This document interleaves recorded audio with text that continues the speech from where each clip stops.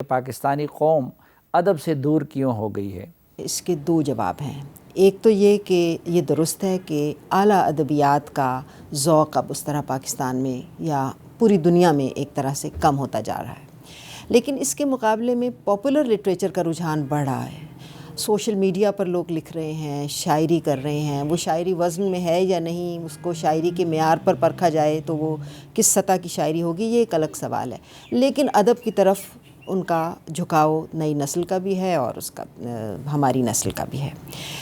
لیکن یہ سوال ضرور قابل غور ہے کہ اعلیٰ ادب کی طرف رجحان کیوں کم ہوتا جا رہا ہے۔ وہ اعلیٰ ادبی ذوق جو کچھ عرصہ پہلے تک ہمارے ہاں عام تھا، زیادہ لوگوں میں تھا، وہ تعداد اب کم ہوتی چلی جا رہی ہے۔ میں نے اس سوال پر بہت غور کیا ہے۔ دو تین باتیں تو اس کی ٹیکنیکل قسم کی ہیں۔ ایک یہ کہ ہمارے ہاں چونکہ جیسے آپ جانتے ہیں کہ ادب کا ٹول زبان ہے، اگر زبان نہ آئے تو ادب کو سمجھنا، اس کی گہرائی تک پہنچنا، اس سے لطف حاصل کرنا، وہ اہتزاز اور انبساط حاصل کرنا جو ادب کا مقصد ہوتا ہے، ممکن نہیں ہوتا۔ ہمارے ہاں زبان کی تدریس بہت غفلت کا شکار رہی ہے اور زبان کو ایک فالتو شعبے کی طرح سمجھا جاتا رہا ہے۔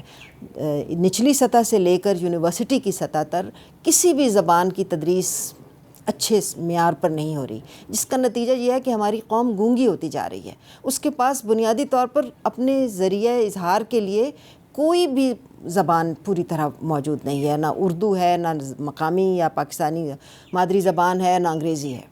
تو ایک بڑی وجہ یہ ہے کہ ظاہر ہے جب زبان ہی نہیں آتی تو ادب کی باریکیوں تک، اس کی نزاکتوں تک کیسے پہنچیں گے۔ دوسری وجہ یہ ہے کہ ہمارے نظام تعلیم میں بشری علوم اور سائنسی علوم کے درمیان جو توازن ہونا چاہیے تھا وہ مفقود ہو گیا ہے۔ بشری علوم کو بالکل بیکار سمجھ کر، ناکارہ سمجھ کر رد کر دیا گیا ہے اور سائنسی علوم کو ایک طرح سے تقدیس حاصل ہو گئی ہے۔ اور کوئی بھی طالب علم، کوئی بھی شخص اپنے بچوں کے لیے یا کوئی بچہ خود اپنے مستقبل کے لیے سائنسی علوم ہی کو بہتر ترجیح سمجھتا ہے اور اسی کی طرف لوٹتا ہے، جس کے نتیجے میں وہ جو بشری علوم کا خلا ہے وہ انسانی ذات میں پیدا ہو رہا ہے اور وہ ادب پر بھی اثر انداز ہو رہا ہے۔ تیسری بات یہ ہے کہ سماجی سطح پر ہم بہت مادہ پرست ہو گئے ہیں اور ہم صرف اس چیز کو اہمیت دیتے ہیں جس کا کوئی فوری اور مادی فائدہ ہمارے سامنے آئے۔ تو چونکہ ادب پڑھنے سے فوری طور پر کوئی مادی فائدہ سامنے نہیں آتا تو ادب کا رجحان اس اعتبار سے بھی کم ہوتا چلا جا رہا ہے۔ ظاہر ہے اعلیٰ ادب کا مقصد یہ ہے کہ وہ انسان کو اس کی اپنی ذات سے متعارف کرواتا ہے، ذات کا عرفان عطا کرتا ہے، ذات اور کائنات کے رشتوں کا علم عطا کرتا ہے۔ یہ سوالات ہمارے ذہنی عمل سے نکلتے چلے جا رہے ہیں۔ اب ہمارا ذہنی عمل اس بات پر مرکوز ہے کہ ہم کس طرح زندگی میں مادی فوائد زیادہ سے زیادہ اکٹھے کر سکیں، زیادہ سے زیادہ چیزیں اکٹھی کر سکیں۔ جب یہ ہمارا مقصد ہو جاتا ہے تو پھر ادب جو انسان کو ایک روحانی ترفع عطا کرتا ہے وہ ہمارا مقصد نہیں رہتا۔ بدقسمتی ہے کیونکہ ہیومینٹیز اور لٹریچر اور سوشل سائنسز جو ہیں کسی بھی ایک معاشرے کی بنیاد ہوتی ہیں، لیکن جتنا یہ پرائیویٹائزیشن کا ہم دیکھتے ہیں ایجوکیشن میں، اس پرائیویٹائزیشن میں ٹوٹلی ہم انڈسٹری اورینٹڈ ہو گئے ہیں۔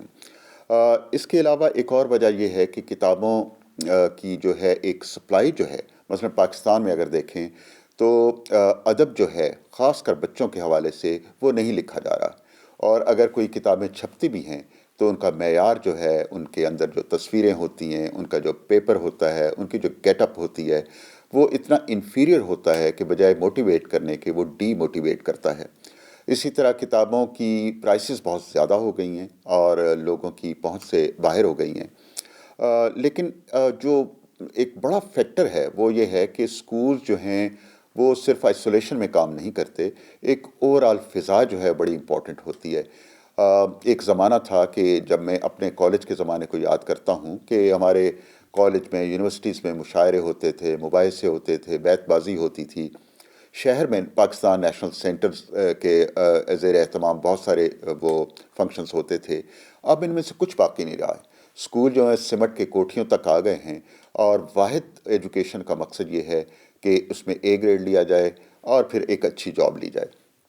تو یہ معاشرے میں ہم جو دیکھ رہے ہیں انٹالرنس ہے اور عدم برداشت ہے، وہ اسی وجہ سے ہے کہ ہمارے اسٹوڈنٹس جو ہیں ان کا ایکسپوجر جو ہے لٹریچر کی طرف وہ اب باقی نہیں رہا ہے۔ ادب سے ذہن کشادہ ہوتا ہے، تخیل پرواز کرتا ہے، ذہن میں وسعت آتی ہے، اور یہ سب کچھ اسی وقت ممکن ہو سکتا اگر ہمیں کم عمری میں، بچپن ہی میں اچھی کہانیاں سنائی جائیں، کوئی ایسی کتابیں جو اچھے مصنفین کی لکھی ہوئی ہوں جو بچے کو اپنی طرف کھینچے، پرکشش کہانیاں ہوں، دلچسپ کہانیاں ہوں۔ ہمارے ہاں ایسے نہیں ہوتا۔ جو اسکول میں نصاب پڑھایا جاتا ہے انتہائی بور ہے۔